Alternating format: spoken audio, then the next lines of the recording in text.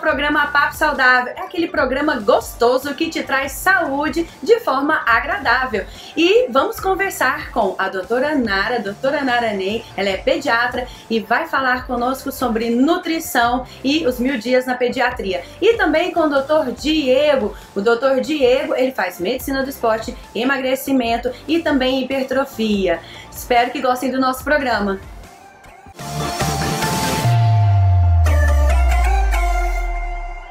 Imagine um lugar onde o único objetivo é fazer o seu sorriso mais bonito. Usando tecnologia de ponta, a Melo Clinic é responsável por milhares de sorrisos perfeitos. Especializada em cirurgias de alta complexidade, a Melo Clinic se destaca em regeneração óssea e implantes com excelência. Distribua sorrisos aonde for. Você pode. Melo Clinic, valorizando o seu sorriso.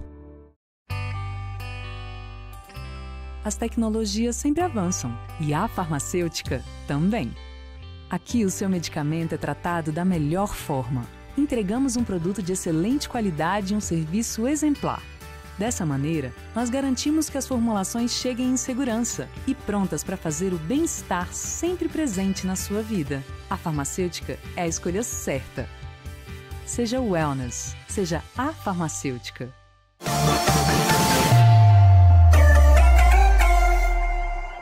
E hoje nós vamos começar o programa com uma conexão, né? Essa coisa gostosa de mineiro com goiano. E vamos misturar aí belezura, pamonha, nutrição, pediatria, com uma amiga, uma colega muito querida, que é de Minas Gerais. Ela é de Lagoa Santa e veio aqui a brilhantar com sua beleza e com seu conhecimento o nosso programa Papo Saudável. Doutora Nara, ela é pediatra e seja muito bem-vinda, minha amiga, no nosso programa Papo Saudável. Olá, pessoal de Goiânia e região, estou muito feliz. Rogério já me apresentou, mas sou doutora Nara, sou pediatra, estudamos juntos, nós temos uma história juntas há 20 anos atrás, e disso surgiu uma amizade linda, e cada uma cultivou a sua vida, a sua profissão. Então, sou doutora Nara, apaixonada pela pediatria, não sei se Rogéria lembra, eu sempre falei que ia sempre falou que ia ser pediatra, gente, sempre. Sempre falei, então eu entrei na faculdade querendo fazer pediatria. Minha mãe fala que com 9 anos eu falei que ia ser médico e com 11 eu falei que ia ser pediatra. E talvez, Rogério e Odécio, o que eu mais me sinto confortável na pediatria é a prevenção. Eu acho que o pediatra, ele quer fazer pediatria, não é para curar, é para evitar a doença. E isso eu acho que é o grande adoração à pediatria, é a gente poder impactar, o que a gente vai conversar aqui hoje, a gente pode impactar nas nossas crianças para ser um adulto mais saudável. Então, eu acho que esse impacto da pediatria na prevenção, ela é muito gratificante. Esses insights, né, amiga, a gente vai tendo, assim, com o passar do tempo e com a medicina de hoje, que eu acho muito importante trazer essa visão da prevenção para os nossos pacientes que já são adultos e que não tiveram essa preocupação ao longo da vida com a prevenção, porque a gente se preocupa muito com a doença. E eu e o Eudécio aqui, a gente tem um cuidado e um carinho muito grande de falar sobre prevenção para a gente evitar as doenças. Aquele papo, a prevenção é mais barata, não é nem isso, não. A prevenção ela é melhor, ela é menos custosa, mas a gente fica mais feliz que tudo que a gente tem, a doença, que vem a cura, vem algo a mais ali, né? Vem a infelicidade, vem a boa autoestima. Então, tudo é linkado. Na prevenção, eu sou mais feliz se eu previno. Oi, Eudécio. Doutora, seja bem-vinda. Você sabe que eu tenho uma verdadeira adoração, fascínio pela pediatria. A pediatria é uma área muito injustiçada e quem é pai e mãe, né, quando as crianças adoecem, a gente fica louco, desesperado, desorientado. E a relação custo-benefício de volume de pediatras diante das quantidade de crianças quando os meus filhos eram, né, pequenos, a gente teve alguns momentos aí de verdadeiras angústias, né, de sair de madrugada, levar a criança em hospital e chegar, né, e os pediatras também vivem, né, também são gente, precisam viver Temos e no filhos. desespero nós queremos assim, né, queremos eles e pronto, acabou, tem que estar à nossa disposição. Doutora Nara, você trabalha com um termo que eu achei fantástico. O que que representa os 1.000 dias dentro da pediatria? Porque, assim, meus meninos são um pouco maior, né? O Lucas com 9, o João com 12, e na época que eles nasceram, eu não me lembro de ouvir falar nessa questão dos 1.000 dias na pediatria. Explica um pouquinho para a gente como é que funciona. Isso. Esse termo 1.000 dias vem de 5 anos para cá mesmo. Inclusive, quando eu estava grávida, às vezes eu fico falando, ai, por que que eu não sabia disso? Por que eu não sabia disso antes, Por que que gente? eu não sabia disso antes, né? A gente pôs esse termo 1.000 dias, que representa o quê? 9 meses de gestação, 270 dias. Primeiro ano de vida, 365 dias. Segundo ano de vida, 365. Se eu somar, dão 1.000 dias.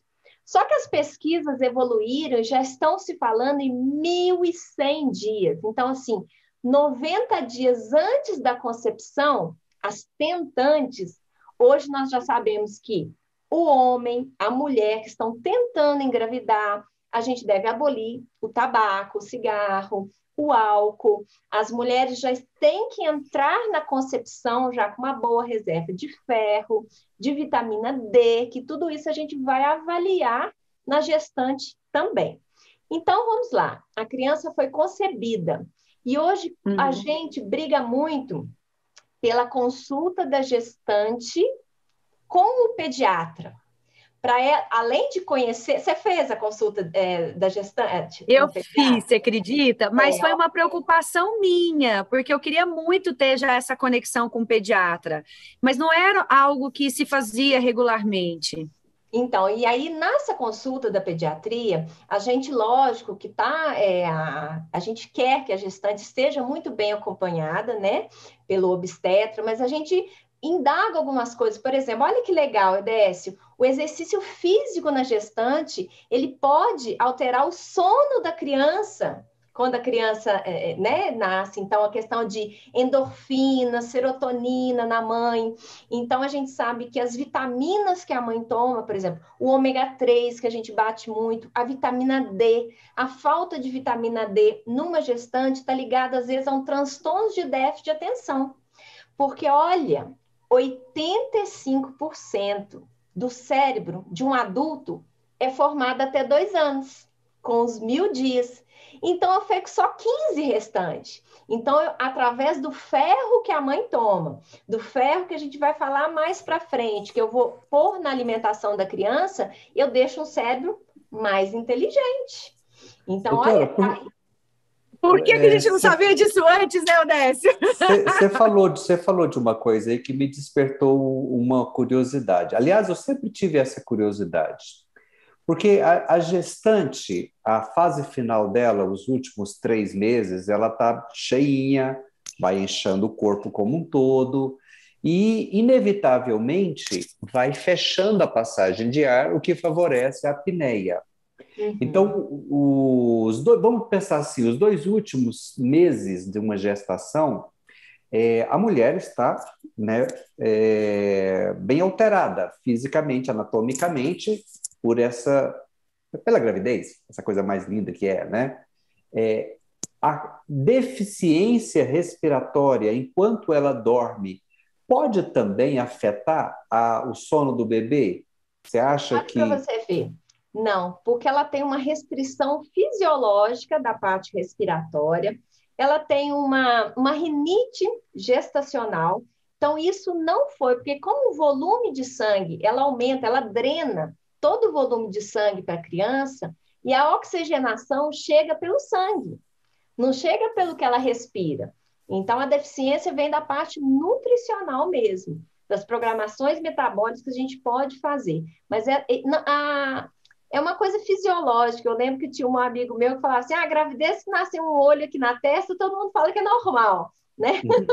Mas, na verdade, é isso, é tudo tão fisiológico, mas a partir desse momento, é fisiológico? É, mas a gente tem que dar uma mãozinha nessa parte nutricional, nessa parte do exercício. A própria gestante que faz um exercício físico, ela já tem uma capacidade pulmonar melhor, né? Ela já tem uma Isso. oxigenação melhor, mas essa restrição da frequência respiratória não tem nenhuma restrição para o feto, não. É mais nutricional, de falta de vitaminas. A gente checa vacina, né? Tem uma vacina da coqueluche, que é muito importante a grávida tomar para a criança não ter coqueluche, que ela vai poder tomar a vacina de coqueluche só com 2 meses pós-nascida. Então, aquela vacina que a grávida toma, a do tétano, para evitar, né, a infecção do coto umbilical. Então, tudo isso nós, pediatras, checamos naquela hora ali. Mas o que eu acho mais, assim, fantástico é a formação da microbiota intestinal desse novo serzinho, que é o que ela come, o que ela toma. Se a grávida tomar um ciclo de antibiótico, e a grávida tem muita infecção urinária, né, na gravidez, então, um ciclo de antibiótico, ela já altera toda a flora daquela criança. Então, pode ter mais cólica, ela pode ser propensa a outras doenças. Então, tudo é muito Em qualquer estágio da gestação? Em qualquer estágio da gestação. A microbiota nossa é formada... Os 1000 dias pega um pouquinho mais a microbiota. A microbiota é formada até 3 anos. Mas tudo que a gente come, o que a mãe come, eu ajo lá. E microbiota, gente, para as mamães que estão nos assistindo, são os bichinhos do bem que a gente tem no nosso intestino, que é o nosso órgão de maior capacidade de imunidade. Então, quando a gente forma uma microbiota, eu estou entregando um órgão de defesa para o meu filho.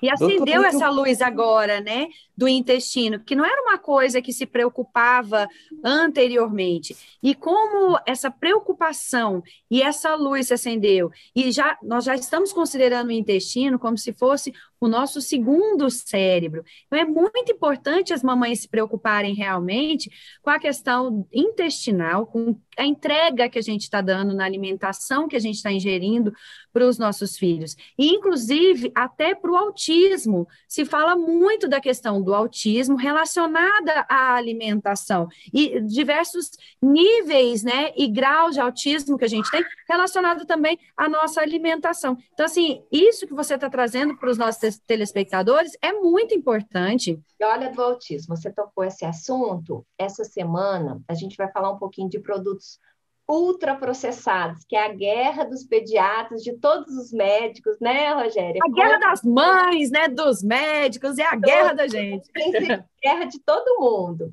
contra os ultraprocessados. Essa semana saiu um trabalho científico muito interessante sobre os produtos ultraprocessados, gente, são os industrializados, que você desembala, né? Então, eles estavam contaminados com muito agrotóxico. E os agrotóxicos, eles são disruptores endócrinos. Então, se eu estou grávida e como um pacotinho cheio de agrotóxico, cheio de alterações gênicas, eu posso realmente ter um transtorno à base genética do autismo. Então, hoje, o nosso aumento é um autismo para cada 54 meninos. Então, assim, é muita coisa que se aumentou. Então, a gente acha que tudo está interferindo, inclusive os 1000 dias. Alimentação materna, um excesso de tela, né? A gente está falando dos 1000 dias, então, assim, a gente pede para até 2 anos não terem telas. Celular, tablet, televisão, todo mundo acha que televisão não é tela, porque as sinapses dos neurônios estão conectando. Quando eu ponho uma criancinha na frente da tela, fica paradinho, não se conecta. Nossa, doutora, você mexeu numa área delicada aí. Nossa Senhora, e agora, criança, né? E celular, 2 aninhos, já dá um briga. Eu vi ontem não, e a pandemia, né, amigo? 2 dias e atrás pandemia. eu vi criança dar show, dominar a família inteira por conta de um celular, e ela devia ter mais ou menos aí uns 2 aninhos. Né? Isso, a gente pede assim, de 0 a 2. E dentro desses 1.000 dias, que você agora me chamou muita atenção, eu adorei essa história dos 1.000 dias. E como é que fica Novo, né, o pra gente. Dá álcool até vontade de ter mais um menino, né? Só para fazer tudo certinho. Se eu vou Vamos te falar fazer, uma né? Para coisa, ver se dá certo os 1.000 dias. se eu forçar mais um pouco a mulher animal, olha lá, hein? O É porque Eudécio é ela já... adepto. Ele tem dois, mas eu acho que é porque não Eu escapou o terceiro amo essa aí. história. Mas uma preocupação que eu tenho, doutora, é o álcool e o cigarro. Quando eu vejo uma gestante fumando, meu Deus do céu, que vontade de chegar lá e tomar um cigarro e falar, menina, pelo amor de Deus, pensa nessa criaturinha que está aí dentro dessa barriga, né? É. O que o álcool e o cigarro, não vou nem falar de drogas, né? Drogas ilícitas, claras. O que uma mãe pode comprometer a vida da criança nesse período, né? O que está intrauterino, o período pós-nascimento, né? Quanto que ela está comprometendo a vida das crianças? Olha para você ver, o álcool tem uma síndrome alcoólica que a criança ela nasce com uma cara de sapo, e isso é verdade. Então, ela achata todo o crânio dela, e se você achata o crânio, você achata o seu cérebro. Então, eu não cresci.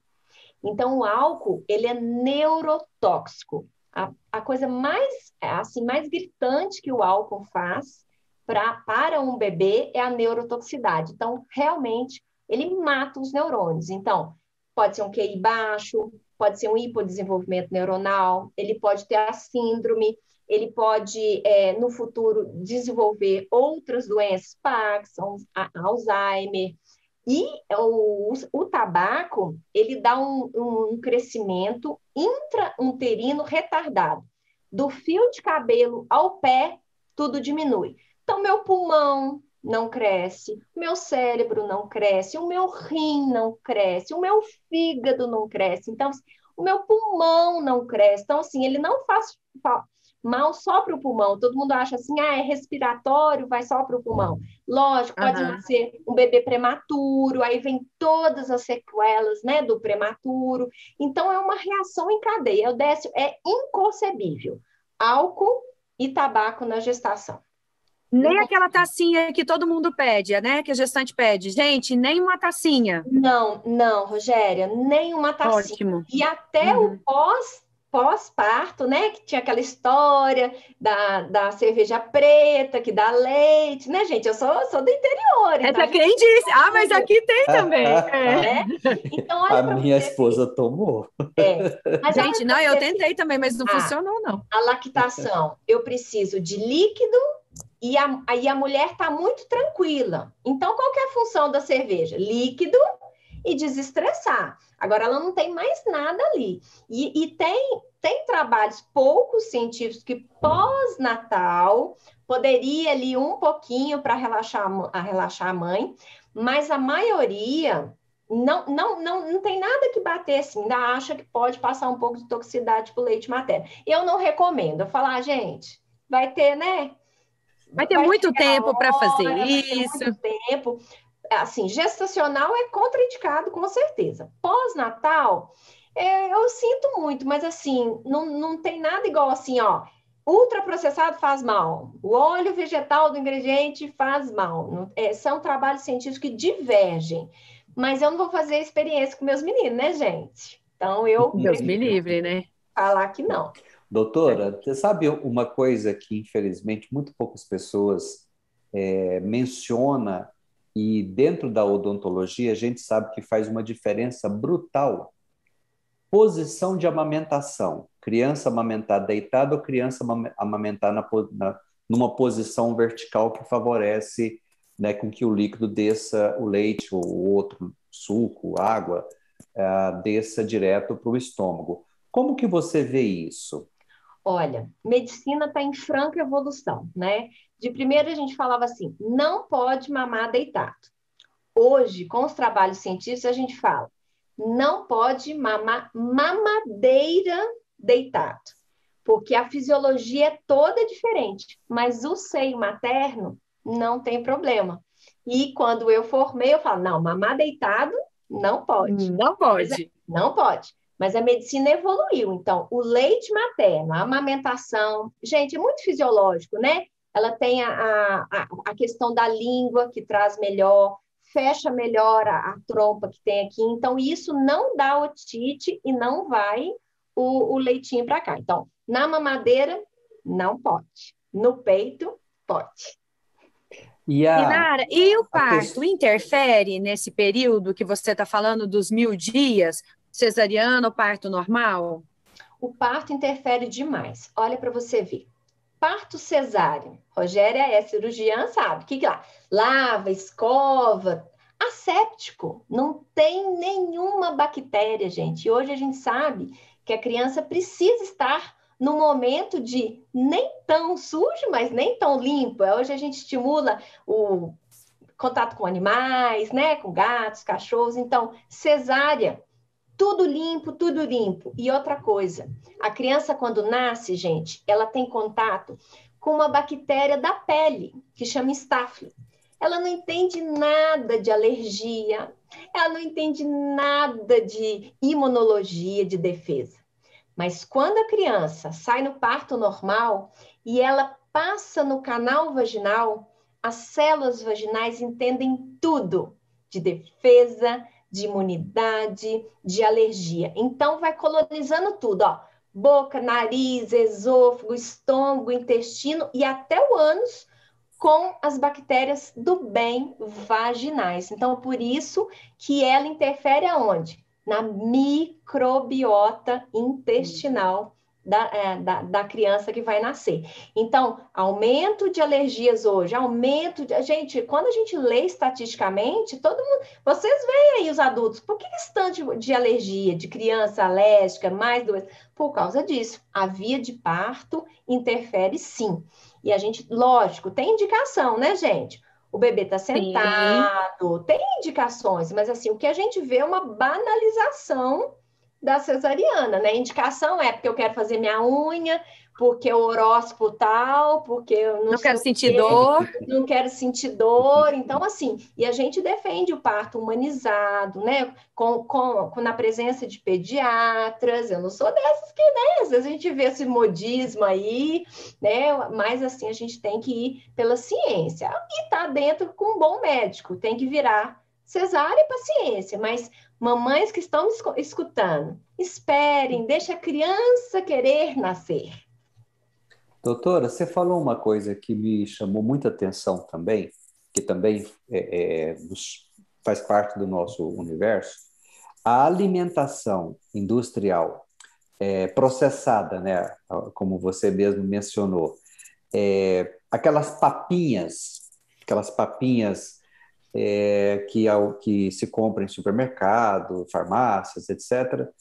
Aquilo ali versus uma alimentação, vamos dizer, raiz, um alimento natural, uma comida mais fibrosa, até mesmo a sopinha que a gente faz em casa, né, amigo? Isso.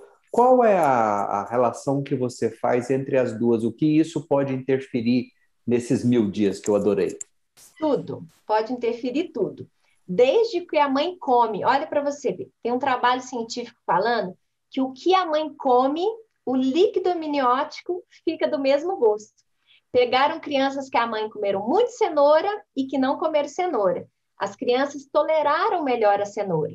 Então, aquelas mães que comem muito ultraprocessados, o líquido amniótico vai ter gosto de quê? De sal, açúcar, óleo hidrogenado.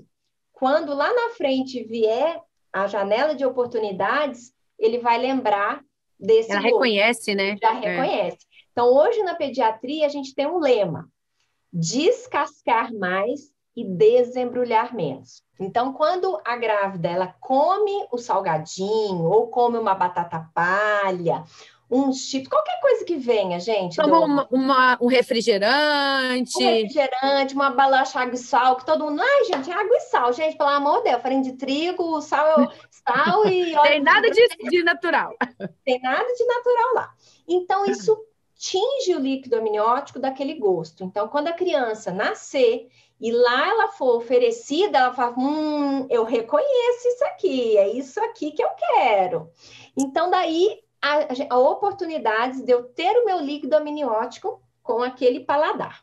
Então, vamos lá. A indústria se tocou nisso. Eu preciso viciar para eu vender. E o que eu vou viciar as papilas gustativas das pessoas? Sal, açúcar e óleo hidrogenado, que é a gordura trans.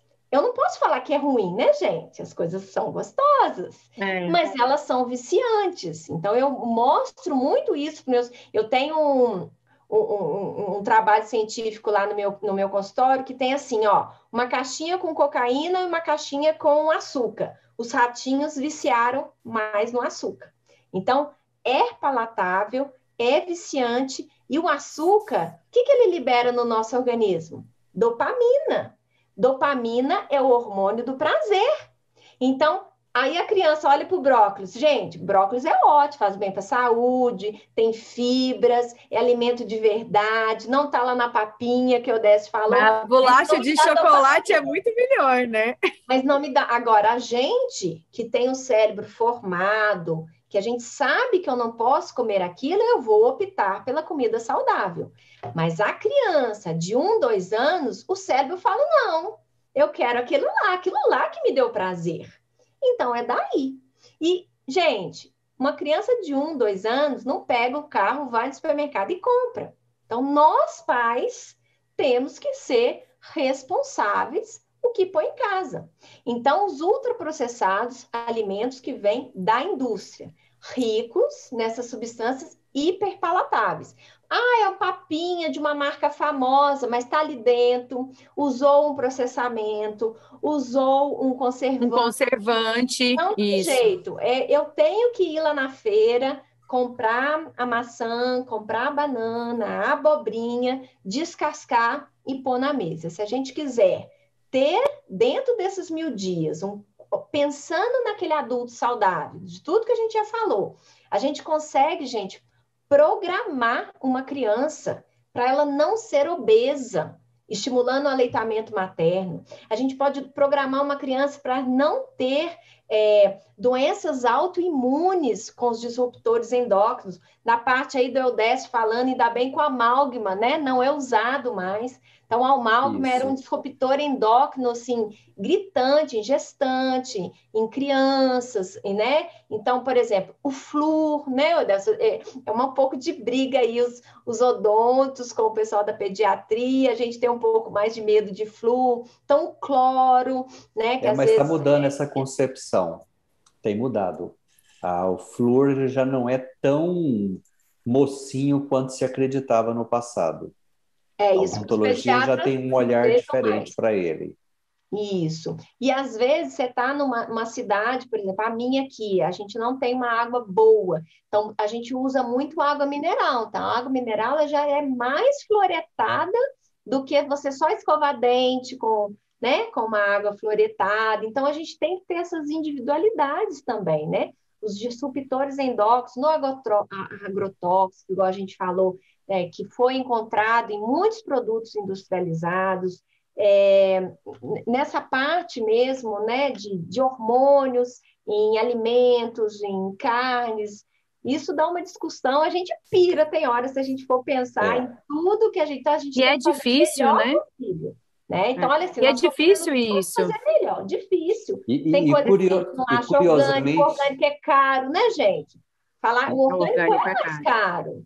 E para finalizar esse seu quadro, assim, que foi tão bacana, deixa uma dica, assim, uma última dica para as nossas mamães que estão nos ouvindo e para as futuras mamães, para as futuras famílias. Olha, eu acho que a principal dica que eu queria que, para ser mãe, tem que estudar.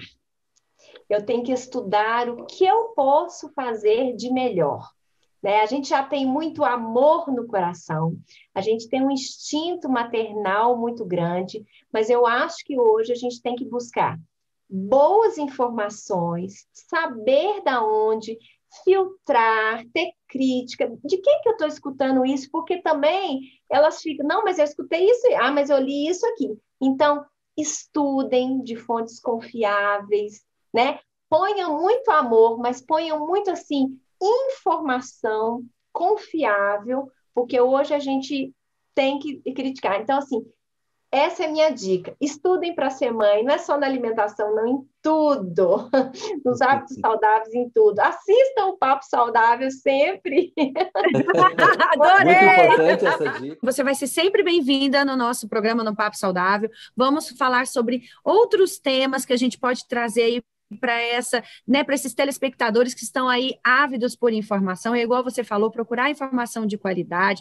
Pergunte ao seu pediatra, pergunte ao ginecologista, que é muito importante a gente ter essa conexão com esses profissionais que andam bem juntinho da gente nessa fase que é uma fase tão importante para a família inteira. Minha amiga, olha, muito obrigada, você abrilhantou, nos encantou com tanta informação e com tanto amor pela pediatria que você tem e transbordou esse amor aqui. Acho que foi por isso que o Eudécio ficou assim, tão em êxtase e tão encantado, porque realmente você transbordou amor pela pediatria e pelas crianças. E aí acho que é isso que a gente tem, essa função, sabe? De aproximar o público do médico, do profissional da área da saúde. A gente não tem que ter essa barreira entre a gente. Nós estamos aqui para orientar, para ajudar, para prevenir, igual você falou. E hoje você fez isso com primor. Muito obrigada por ter estado aqui no nosso programa. Gratidão, feliz demais. Essa Fique com a gente, meninice, né? essa Esse meninice. mineirinho gostou demais, gente. A Fiquem aí, conexão não saiam daí, Minas-Goiás. viu, gente? É a conexão Minas e Goiás, é isso aí. Olha, nós vamos, né, para os nossos patrocinadores e já estaremos de volta com o Dr. Diego aqui para vocês, tá bom? Até!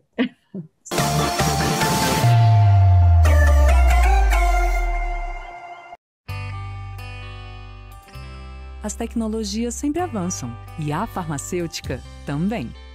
Aqui o seu medicamento é tratado da melhor forma. Entregamos um produto de excelente qualidade e um serviço exemplar. Dessa maneira, nós garantimos que as formulações cheguem em segurança e prontas para fazer o bem-estar sempre presente na sua vida. A farmacêutica é a escolha certa. Seja wellness, seja a farmacêutica.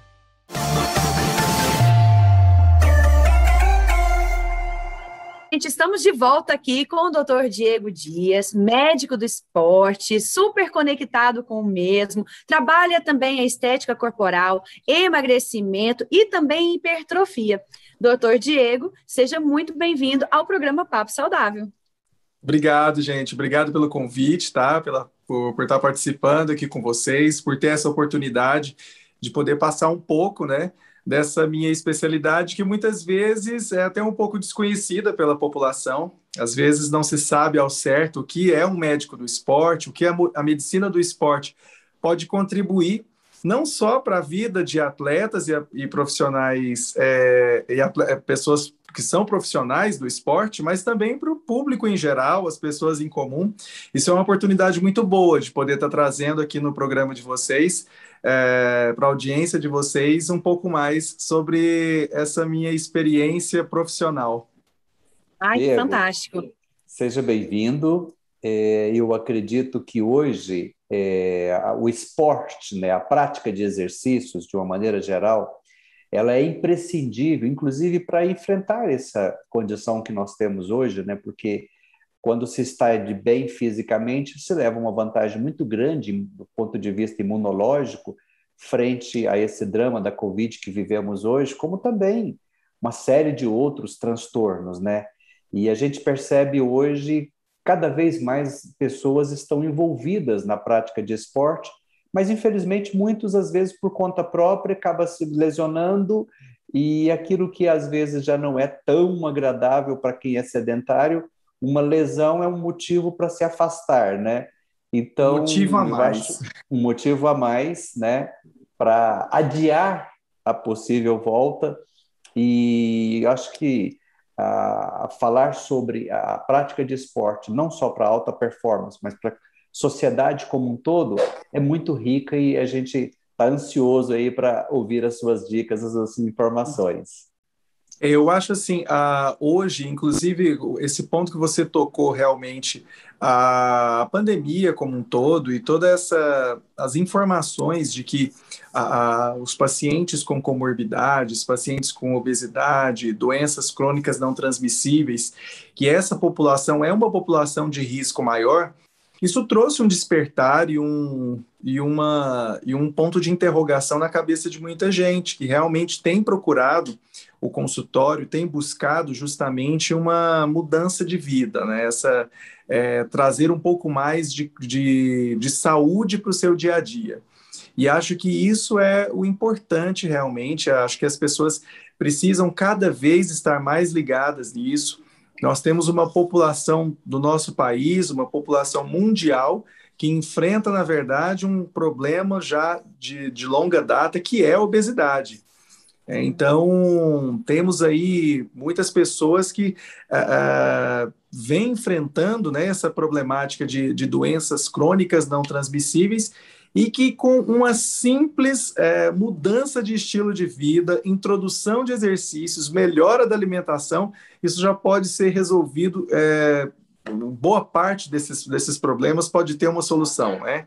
Então, acho que hoje é um assunto que, mais do que nunca, a gente precisa realmente estar trazendo à tona para as pessoas realmente se conscientizarem mais e estarem mais engajadas e prontas para receber realmente esse benefício tão fácil e tão simples, na verdade, no dia a dia delas.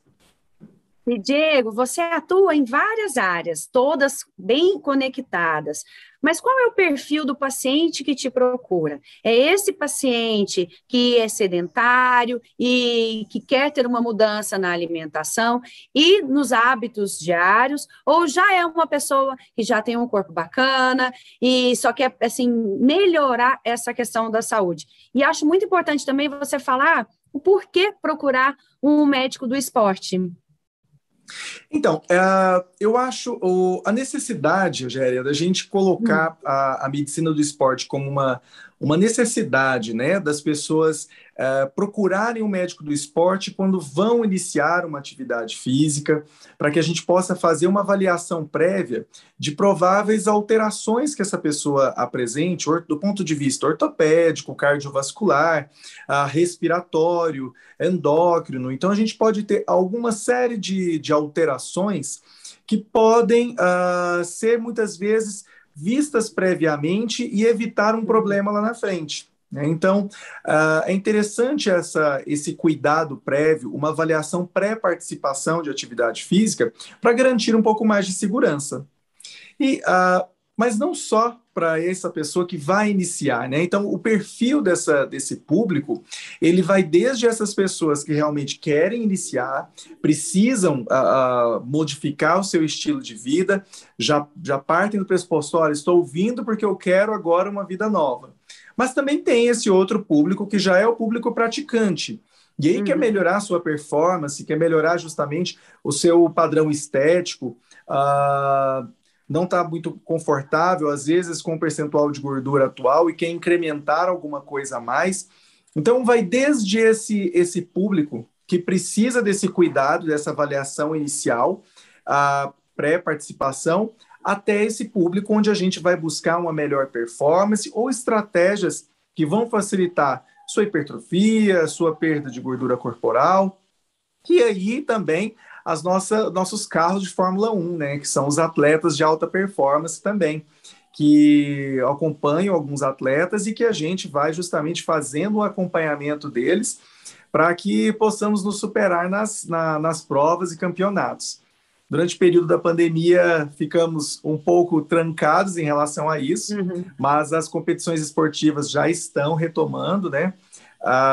Então, aos poucos, a gente já está começando a ver aí alguns campeonatos que já estão voltando, de algumas modalidades esportivas, e os atletas já estão aí à tona, né? Já o pessoal não pôde parar seus treinamentos, mas as competições deram um stop, mas agora estamos aí de volta também.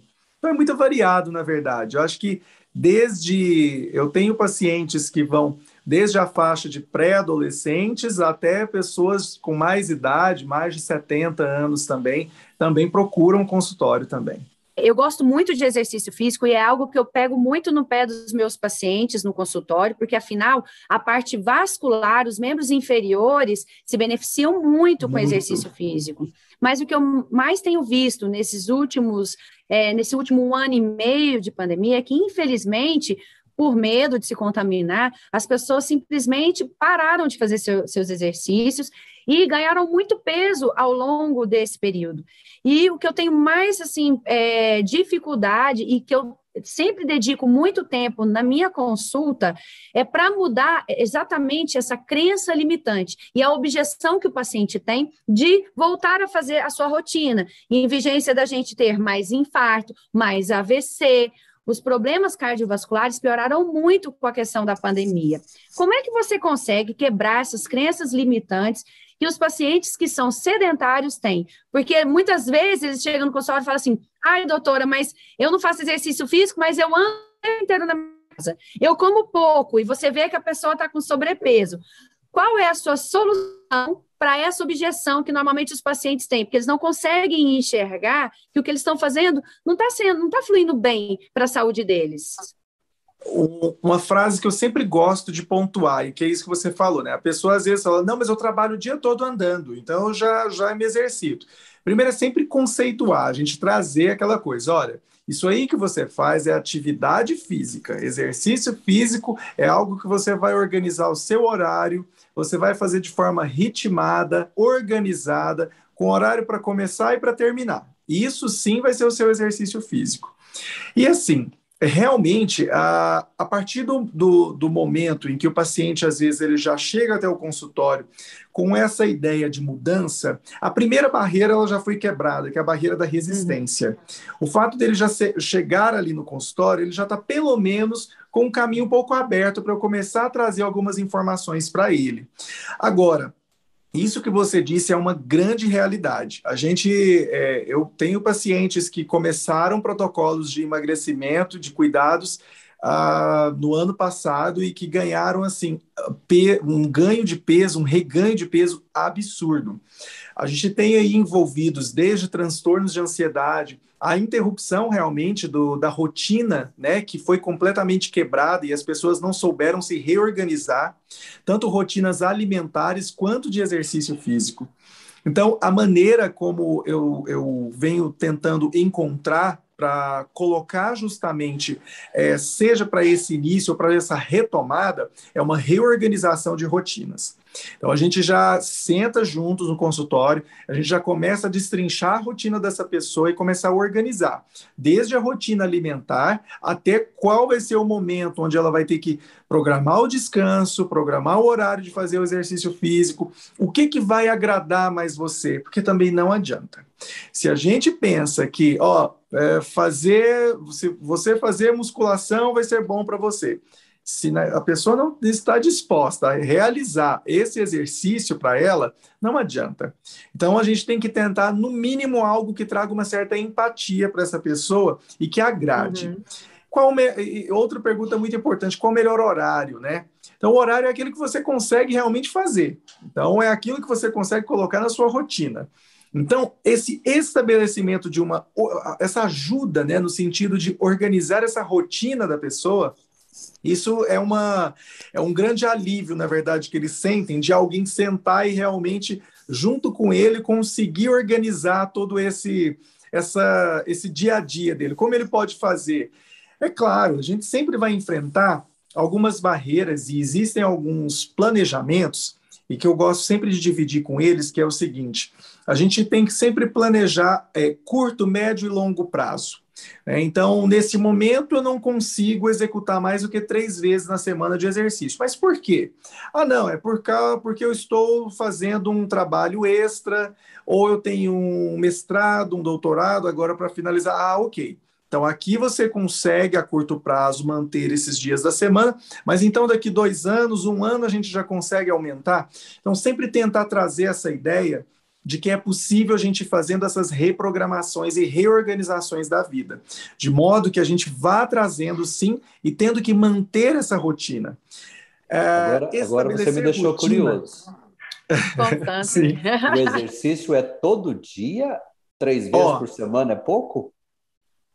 Pela Organização Mundial da Saúde, a gente colocar 3 vezes na semana, praticando aí 30 minutos de atividade intensa, já não é sedentário. Já não é sedentário. Agora, se a gente quer um benefício estético a mais, aí a gente precisa suar um pouquinho mais a camisa. Aí, meu amigo, sua camisa, vai pro embate, que senão o negócio não vai funcionar, entendeu? Nada como uma camisa encharcada por dia, né, Diego? A gente consegue modificar o critério de sedentário e não sedentário, fazendo só esse básico. Agora, se a gente quer um a mais, aquela gordurinha chata que não sai, aquele culotinho que não quer ir embora, aí a gente precisa aquele abdômen trincado, né? Aí meu mais filho, ainda. Bora e rala. Deixa eu te fazer uma pergunta. Já que você falou de facilidade, você tem batido muito na tecla, uma tecla que eu gosto muito, que é constância, é planejamento, é um olhar para a sua saúde, para você tirar um tempo para você. E eu acho que isso faz muita diferença numa pessoa querer ser mais saudável. Mas tem muita gente também que quer facilidade, quer um corpo mais bonito, sem se preocupar tanto com a questão da saúde. E aí entra um pouco a modulação hormonal, os chips. O paciente que te procura para a colocação desse modulador hormonal, do chip, é um paciente que está buscando essa facilidade do corpo perfeito, ou já é um paciente que tem toda essa mudança, todo esse planejamento que você está explicando aqui, está falando aqui com a gente, e precisa de colocar o chip para melhorar algo a mais? Sabe, às vezes, o que precisa ser... A gente, no momento em que chega a pessoa já com essa intenção, a primeira etapa já é começar a desmistificar o milagre. É aquela coisa eu vou colocar e ali bastou. Ali vai baixar todos os espíritos do exercício. Faça tudo, eu não vou fazer nada, né? O que eu adoraria ter para mim guardado lá dentro do meu consultório é aquela cápsula do Capitão América. Aquela ali seria excelente. Entra ali dentro, coloca tudo e já sai um monstro. Já sai bombadíssimo, né? Ia ser ótimo. Seria perfeito, né? Aí eu queria uma também. Eu que não sue a camisa para saber. Esse é o meu sonho de consumo. A pessoa não quer pagar o preço, né, Não. Diego? A pergunta que eu mais ouço é: e a bebida? E o álcool? Não, e a bebida? E a pandemia?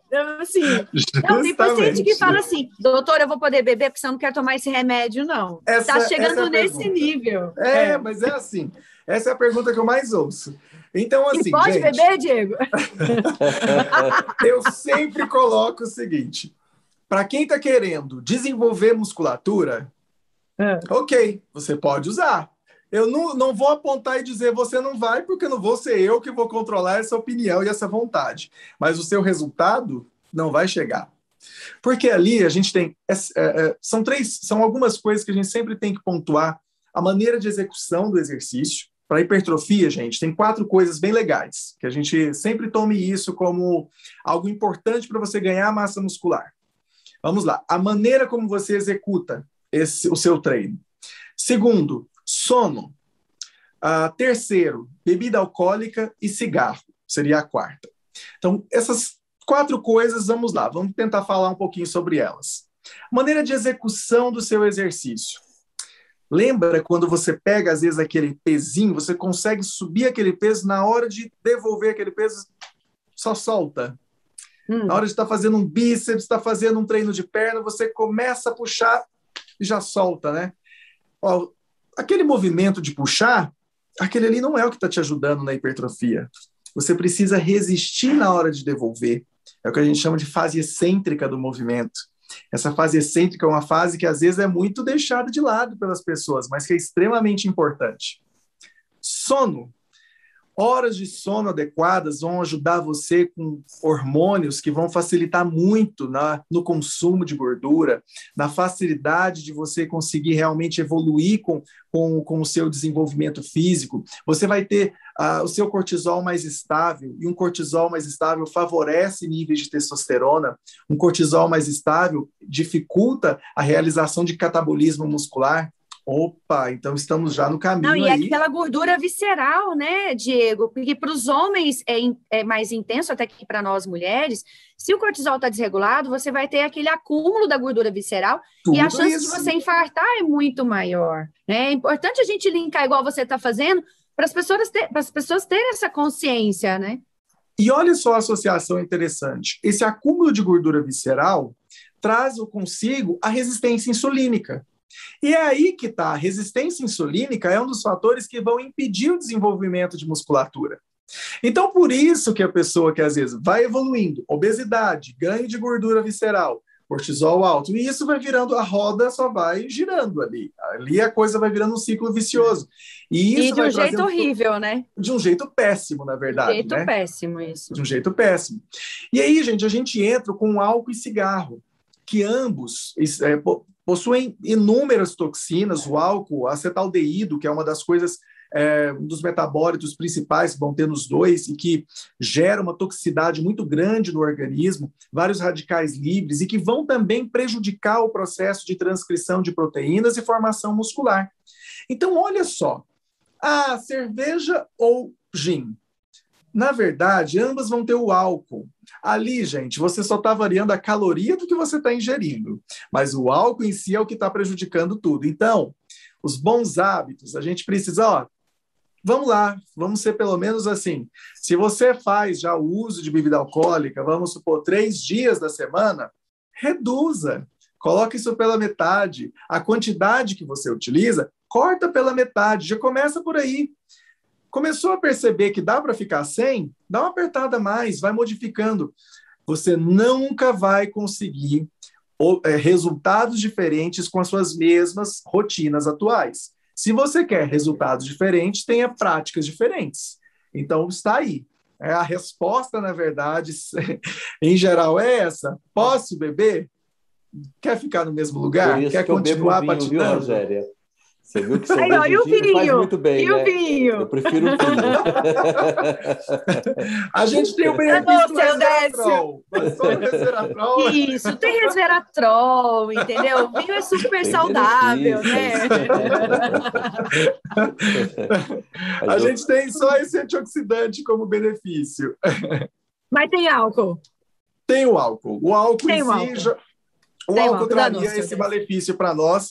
Então, assim... E tem mais um detalhe também, porque ao ingerir o álcool à noite, todo o álcool é mil relaxante. Toda bebida mil relaxante favorece a apneia.